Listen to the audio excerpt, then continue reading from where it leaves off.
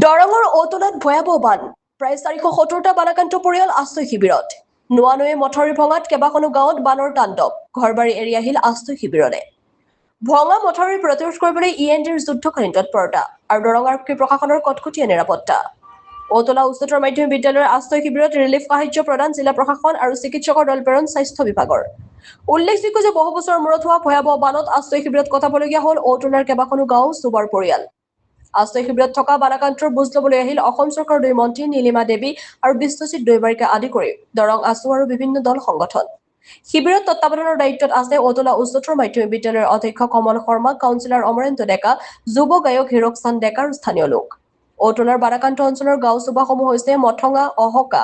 বৰবেঙৰাকে আদি কৰি কেইবাখনো গাঁও জলমগ্ন হোৱাত পৰিৱেশ সাপেক্ষে অংগনবাদী কেন্দ্ৰৰ মথাউৰিত শিবিৰত থাকিব লগা হৈছে ঔতলা উচ্চতৰ মাধ্যমিক বিদ্যালয়ৰ শিবিৰত 133 ঘৰ মানুহৰ ভিতৰত পুৰুষ আছে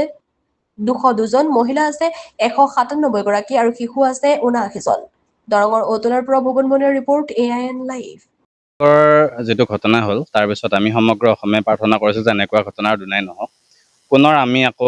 এই ঔতলা গাঁওবাসী আকৌ বন্যাক্ত হ'ব লগা হৈছে বানপানীৰ কবলত ঔতলাৰ এটা বৃহত্তৰ অঞ্চল প্ৰায় 10-12খন গাঁও ইয়াতে বুৰ গৈছে গতিকে এনেকুৱা এটা ঘটনা আমাৰ কাৰোৰে কাম্য নাছিলে তথাপি আমি আশা ৰাখিছোঁ যে চৰকাৰে এই বান প্ৰতিৰোধৰ কাৰণে কৰিবলগীয়া তেওঁলোকৰ যিখিনি কাম তেওঁলোকে কেতিয়াও গাফিলতি নকৰাকৈ কৰিব কেন্দ্ৰীয় চৰকাৰে যি ধৰণে বানক ৰাষ্ট্ৰীয় সমস্যা হিচাপে ঘোষণা কৰিব লাগিছিলে সেই ৰাষ্ট্ৰীয় সমস্যাটো আজিও ঘোষণা কৰা নহ'ল গতিকে আমি আশা ৰাখিছোঁ যে এই বানপানী দেখাৰ পিছত অন্ততঃ কেন্দ্ৰীয় চৰকাৰৰ গা লৰিব আৰু তেওঁলোকে অসমৰ বানপানীক ৰাষ্ট্ৰীয় সমস্যা হিচাপে তেওঁলোকে স্বীকৃতি দিবৰ কাৰণে সক্ষম হ'ব বুলি আমি আশা ৰাখিছোঁ আৰু যদিহে কেন্দ্ৰীয় চৰকাৰে বাৰে বাৰে এনেকৈ হেমাহি কৰি থাকে অসমৰ মানুহৰ বানে যি বন্যাত্মৰ যি ক্ৰন্দন বন্যাত্মৰ যি চকুলো তেওঁলোকে যদি নেদেখে তেনেকুৱা হ'লে কিন্তু ছাত্ৰ সন্থা নীৰৱে বহি নাথাকোঁ আৰু আমি ইতিমধ্যে গাঁওসমূহত গৈছোঁ আই মাতৃসকলৰ খবৰ লৈছোঁ আমাৰ ছাত্ৰ ছাত্ৰীসকলৰ খবৰ লৈছোঁ এতিয়া ছাত্ৰ ছাত্ৰীসকলে পাঠদান তেওঁলোকৰ ব্যাহত হৈ আছে তেওঁলোকে বিদ্যালয়লৈ যাব পৰা নাই আমাৰ ইয়াতে বিজুলীৰ সংযোগ ব্যাহত হৈ আছে গতিকে আমি আশা ৰাখিছোঁ যে অনতিপলমে আমি এই বানৰ পৰা মুক্ত হ'বলৈ পাৰিম আৰু প্ৰশাসনে জিলা প্ৰশাসনেও যি ধৰণে সক্ৰিয়তাৰ ভূমিকা পালন কৰিছে প্ৰশাসনকো ধন্যবাদ জ্ঞাপন কৰিছোঁ আৰু যিখিনি কৰণীয় আছে কৰণীয়খিনিৰ কাৰণে আমি আহ্বান জনাইছোঁ তেওঁলোকে দিন ৰাতি একাকাৰ কৰি তেওঁলোকে যাতে কাম কৰে আৰু অনতিপলমে য'ত আমাৰ বান্ধসমূহ ভাঙি গৈছে নদীৰ মথাউৰি যিবোৰ বান্ধ ভাঙি গৈছে বান্ধসমূহ বান্ধাৰ কাৰণে যাতে তেওঁলোকে ব্যৱস্থা গ্ৰহণ কৰে আৰু আমি ছাত্ৰ সন্থা বা আন যিবিলাক দল সংগঠন আছে আমি ৰাইজৰ লগত আছোঁৱেই গতিকে আমিও আমাৰ ফালৰ পৰা য'ত কিঞ্চিত পাৰিম পাৰ্যমানে সহায় সহযোগ আগবঢ়াই আহিছোঁ আৰু চৰকাৰৰ যি দায়িত্ব এই দায়িত্ব চৰকাৰে পালন কৰিবলৈ আমি আশা ৰাখিছোঁ হয় যোৱাকালি নোৱা নদীৰ যি মথাউৰি আমাৰ ঔতলাৰ বেঙাবোৱা গাঁৱৰ পূব দিশত থকা মথাউৰিটো ৰাতিপুৱা 10 বজাত নোৱা নদী বাঢ়নি পানীয়ে ভাঙি দিছে আৰু তাৰ ভঙাৰ ফলত আমাৰ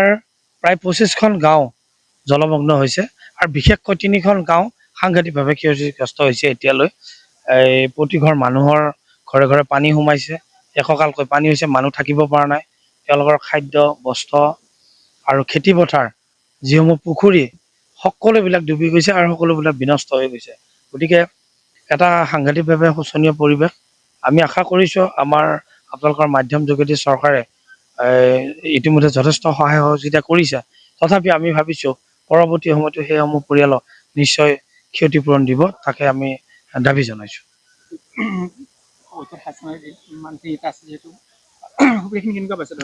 আশ্ৰয় এইখিনিতে ক'ব লাগিব আমাৰ স্থানীয় যি প্ৰশাসন দৰং জিলাৰ উপায়ুক্ত মহোদয় আৰু লগতে আমাৰ স্থানীয় বিধায়ক তথা কেবিনেট মন্ত্ৰী অসম চৰকাৰৰ সন্মানীয় নীলিমা দেৱী বাইদেউ আৰু বিভাগীয় মন্ত্ৰী আমাৰ বিশ্বজিৎ দৈমাৰী ডাঙৰীয়া তেখেতে যোৱাকালি আৰু আজি 2 দিনেই ইয়াত তদাৰক হিচাপে তেখেতে নিজে উপস্থিত হৈছেহি আৰু হৈ বিভিন্ন ক্ষেত্ৰত যিখিনি বিভাগীয় বিষয়া কৰ্মচাৰী আছে সকলোকে তেওঁ যি আদেশ দিছে সেইমতে তেওঁলোকে শিবিৰৰ ক্ষেত্ৰত কাম কৰি আছে আৰু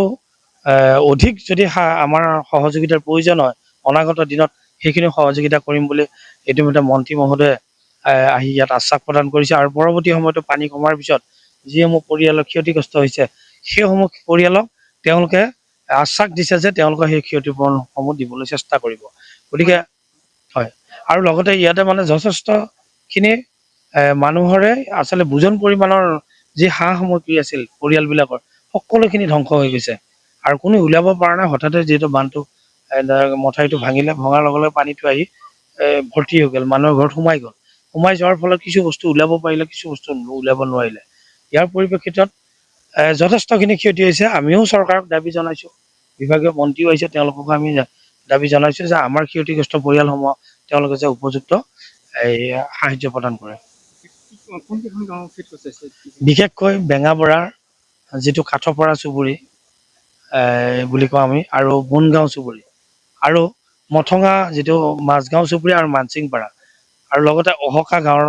এটা পাৰ্ট কমপ্লিটলি তাৰমানে বানপানীয়ে এফেক্ট কৰিছে।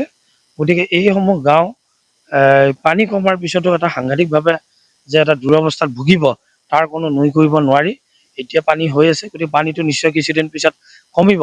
কমাৰ পিছত আৰু এটা সাংঘাতিক ধৰণৰ পৰিৱেশ সৃষ্টি হ'ব, আৰু সেই ক্ষেত্ৰত চৰকাৰে এটা পদক্ষেপ ল'ব বুলি আমি আশাবাদী। আৰু ইতিমধ্যে আমি দুগৰাকীকৈ মন্ত্ৰী আমাৰ মাজত উপস্থিত হৈছে, যোৱাকালি আৰু আজি। সেই দুগৰাকী মন্ত্ৰীয়ে তদাৰক কৰিছে। আমি দুয়োগৰাকীক অনুৰোধ জনাইছোঁ, পৰৱৰ্তী সময়ৰ পৰিস্থিতিটো যিটো মোকাবিলা কৰিব লাগে, সেইখিনি পৰিয়ালে কেনেকৈ মোকাবিলা কৰিব, আৰু সেই ক্ষেত্ৰত তেওঁলোকক নজৰ দিবলৈ আমি স্থানীয় ব্যক্তি হিচাপে আমি অনুৰোধ জনাইছোঁ। এতিয়া স্থানীয় প্ৰশাসক হিচাপে আমাৰ DC বাইদেৱে নিজে তদাৰক কৰি আছে, আৰু বাইদেউৰ লগতে ADC এগৰাকী ইয়াত আছে দায়িত্বত। আমাৰ CU চাৰ্কল অফিচাৰ তেখেতো সততে আহি আছে। আমাৰ কি কয় OC মহাশয় তেখেতো আহি উপস্থিত, SPও খা খবৰ লৈ আছে। গোটেইখিনি SDRF NDRF গোটেইখিনি মানুহে আহি যিখিনি ইমাৰ্জেঞ্চি সেৱা আটাইখিনি ৰেডি হৈ তেওঁলোকে সুবিধা কৰি আছে। সেইটো আমি স্থানীয় ব্যক্তি হিচাপে ক'বই লাগিব। যোৱাকালিৰ পৰা ঘটনাটো হোৱাৰ পৰা এতিয়ালৈকে তেওঁলোকে গ্ৰাম্য অঞ্চলৰ যিমানখিনি মানুহ আছে সকলোকে কিন্তু সততে তেওঁলোকে মানে সেৱা আগবঢ়াইছে। যিকোনো খবৰ আৰু বিজ্ঞাপনৰ বাবে যোগাযোগ কৰক 7896121996।